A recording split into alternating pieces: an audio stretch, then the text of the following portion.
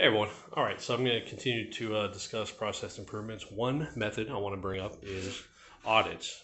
Oftentimes, most folks don't think of audits as a tool to use for improvements, but it can be, because as you're out there doing audits, you can find things to improve upon.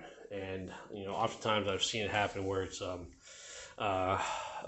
different point of view between the person auditing and the auditee as to what actually is a process improvement.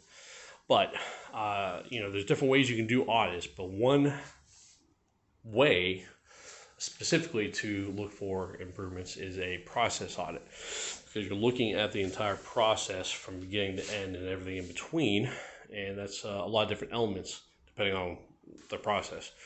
And it allows you to look at the overall function, what is being involved in it, how many people are involved, the equipment, material that you need, transportation, how things move around.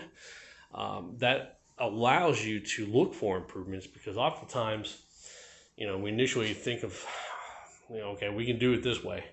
A through Z, step by step on how we're going to do it, and it works. And oftentimes you kind of just roll with it and you don't look at it again. But things can be improved upon after initial creation of a process, and this process audit would allow that to document or to discover and then document improvements.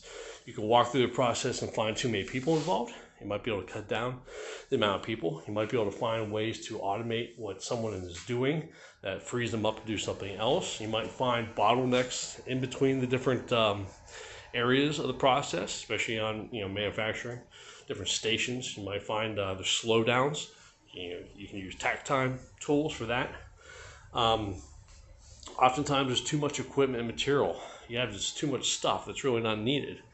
You're moving stuff around in an unorganized manner, right? So, this allows you to look at everything and improve upon it if everyone agrees. Just remember, this isn't just a quality thing.